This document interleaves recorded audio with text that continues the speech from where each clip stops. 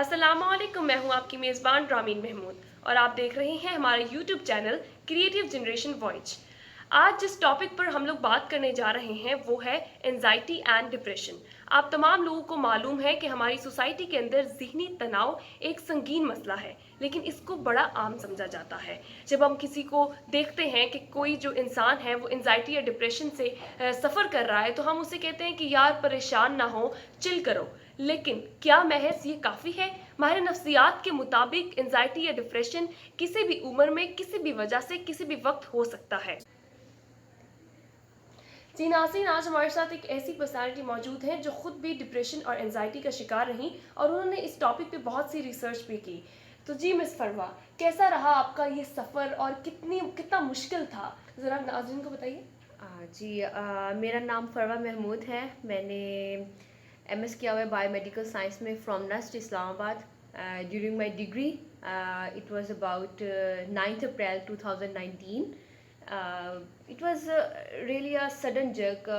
मैं बिल्कुल ठीक थी, नॉर्मल यूनिवर्सिटी में जैसे लोग होते हैं, अपनी यूनिवर्सिटी लाइफ एंजॉय कर रही थी, अच्छा ज़रा बहुत इस पर एक्टिव थी। आने से पहले जी जी। मैं आपसे ये पूछना चाहूँगी कि उससे पहले लाइफ में जी जो जी। क्योंकि आपने कहा 2019 में अभी भी आप अपनी ग्रेजुएशन जो है वो कर चुकी हैं, या तो जी उससे जी। पहले लाइफ में स्ट्रेस आया होगा टीन एज में, जैसे मैं भी हूँ, तो बहुत से ऐसे स्ट्रेस होते हैं जिनको आप कंट्रोल करती हैं, तो तब जी कभी स्ट्रेस लेते हुए कोई इस तरह का आपको इशू हुआ? जी।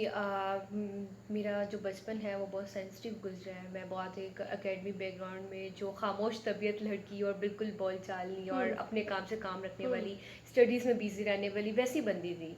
और जब स्ट्रेस इस तरह से आते थे तो मैं सेल्फ मोटिवेशन, मेरे अंदर ये नेचुरल कह लें या एक मेरे अंदर सेल्फ मोटिवेशन की एक पावर थी जिसको मैं यूटिलाइज़ करती थी, और हमेशा उसको यूटिलाइज़ करते मैं हर स्ट्रेस को ओवरकम करती रहती थी।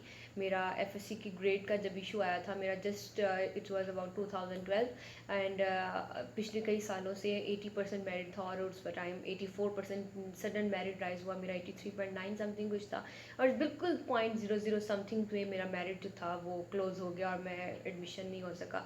तो उस चीज़ का मैंने बहुत डिप्रेशन लिया, बहुत डिप्रेस थी मैं। मेरी मम्मा ने मुझे कहा कि आप बेटा नेक्स्ट तो एडमिशन लेना ही लेना है कहीं ना कहीं। तो मैंने जीसी में अप्लाई किया बायोटेक्नोलॉजी में, और फर्स्ट मेरिट लिस्ट में मेरा नाम आ गया। बहुत खुश थे सब और मैं भी बहुत खुश थी। लेकिन पर्सनली एक होता है आपका ड्रीम, आपने जो देखा होता है हाँ, कि उसको मेरा ड्रीम था एक मेडिकल की ऐसे फील्ड में बहुत से जाना। बच्चे हैं फरवा जो अपना ड्रीम छोड़ने का सोच भी नहीं सकते, जी उनका जी पैशन ही उनकी ज़िंदगी होता है और जी। जब वो छोड़ना पड़ता है तो बड़ा। तो उस टाइम पे आपको कोई इस तरह का तो इश्यू बिल्कुल हुआ? एक मुझे झटका लग गया ज़िंदगी का। मैं तो ये आते जाते बस में रोती थी। मेरे लिए एक ऐसे था कि मेरी ज़िंदगी ख़त्म हो गई है। कहते हैं ना कि आपने एक बचपन से जो ख्वाब देखा हो, आपके ख्वाब जब वो एकदम नीचे गिरता है बिल्कुल। इंसान तो वो संभल नहीं पाता। बिल्कुल। लेकिन मैंने उस चीज़ से खुद निकाला, अपने आप को सेल्फ मोटिवेट किया। मैं शेयरिंग नहीं करती, मेरी शुरू से नेचर थी कि मैं शेयरिंग नहीं करती अच्छा, थी। उस टाइम पे कोई एक ऐसा इंसान जो, क्योंकि देखें जब आपको ज़िंदगी में कुछ आगे नज़र नहीं आ रहा होता, जी जी तो बिल्कुल। एक मायूसी का जो एलिमेंट है वो जी। आपको बहुत दूर तक ले जाता है, लोगों को सुसाइड तक ले जाता है इवन। हाँ तो जी। वो कौन ऐसा इंसान था या कौन कौन सी ऐसी चीज़ थी जो आपको कहती थी कि नहीं फरवा अभी कुछ है ज़िंदगी के अंदर? जब मुझे 1 साल हो गया जीसी में, तो मेरी मदर थी जिनको देख के मैं मोटिवेट होती थी कि नहीं, इस फील्ड में मुझे इंटरेस्ट, खुद ब खुद इंटरेस्ट डेवलप होना शुरू हो गया। मैंने खुद सेल्फ मोटिवेट किया और मैंने अपनी मदर को देखा, वो मेरी सबसे बड़ी मोटिवेशन थी। मुझे ये था कि नहीं, अब तो जो होना था वो हो गया, अब नेक्स्ट जो फर्दर लाइफ है मैं उसको तो डिस्ट्रॉय ना करूँ as such. So I have started, like मैंने अपने आप को उस डिप्रेशन से निकाला।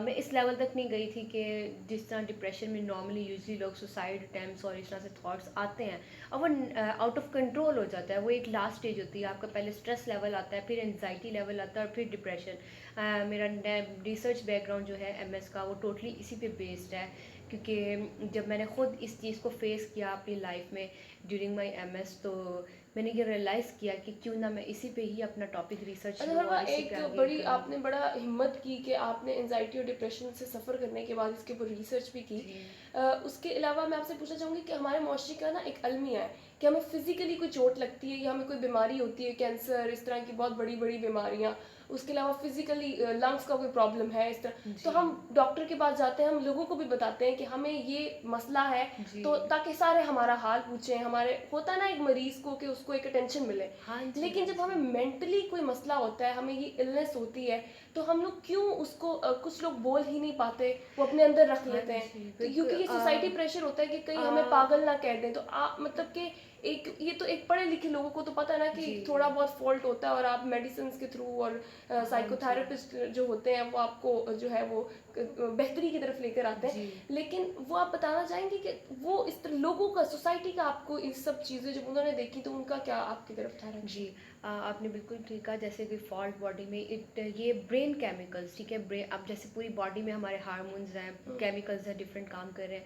ये ब्रेन के केमिकल्स होते हैं जिनमें चेंजेस आते हैं, जिनमें चेंजेस की वजह से आपकी जो बॉडी है वो जर्क लेती है, आपकी बॉडी जो है वो उसके अंदर चेंजेस आते हैं, आपके मूड स्विंग्स होते हैं, आपके ब्रेन के जो डिफरेंट पार्ट्स हैं वो डिफरेंट आपकी चीज़ों को कंट्रोल कर रहे होते हैं। आपकी फीलिंग्स के लिए अलग है, आपके इमोशंस के लिए अलग है, आपके मूड स्विंग्स के लिए अलग है, ठीक है।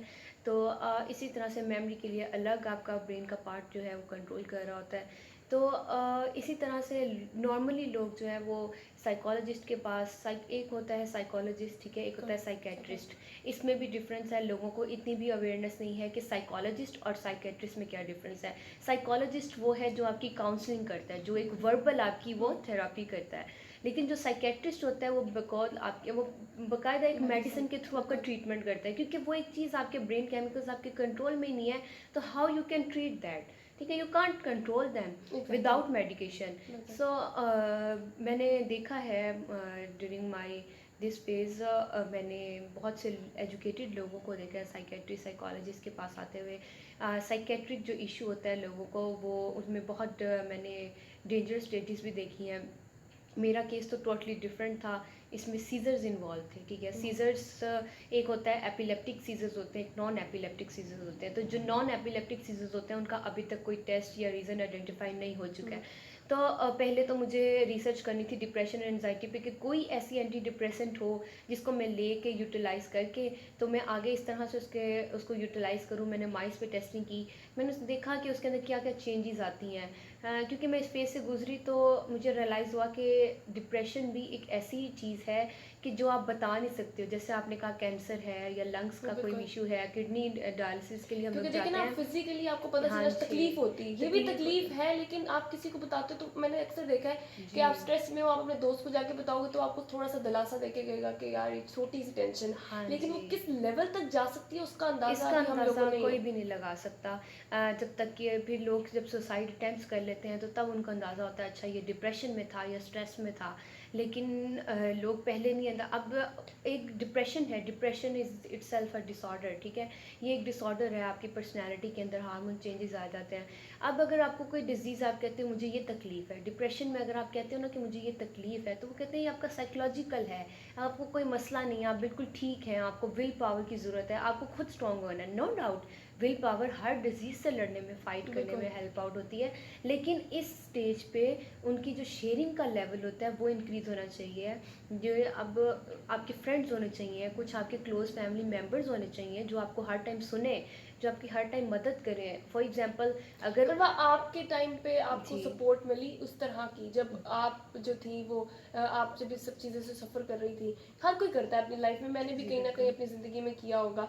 तो आपको उस टाइम पे आपके फ्रेंड्स की, आपकी फैमिली की वो सपोर्ट थी? नहीं तो अक्सर फैमिलीज़ होती हैं, वो कुछ लोग कहना शुरू कर देते हैं कि शायद कोई मसला हो गया है जिसकी वजह से ये ऐसे डिप्रेशन में जाने से चली गई, बहुत सी बातें करती है ना सोसाइटी इस चीज़ हाँ को जी, सच इवन में लोगों वो ने ये चीज़। भी कहा हम्म, कि इसको कोई साया हो गया है या हम्म, कोई आपको पता है कि वो बिल्कुल, दम-शम कराएँ इसको और कोई मसला नहीं है। चूँकि फिट्स लग रहे थे और फिट्स बहुत सीवियर थे, तो ये मेडिकल इशू था ये। नो डाउट कि अल्लाह ताला के कलाम में बहुत बरकत है, अल्लाह ताला का कलाम भी, लेकिन मेडिकेशन बहुत ज़रूरी है। मैंने कई ऐसे पेशेंट्स भी देखे कि जो 2-2 साल तक उन्होंने ऐसे दम कराए रखा और जैसे और एटलीस्ट वो सुसाइड अटेम्प्ट्स तक पहुँच गया। तो इसको मेडिकेशन से ट्रीट होना बहुत ज़रूरी है।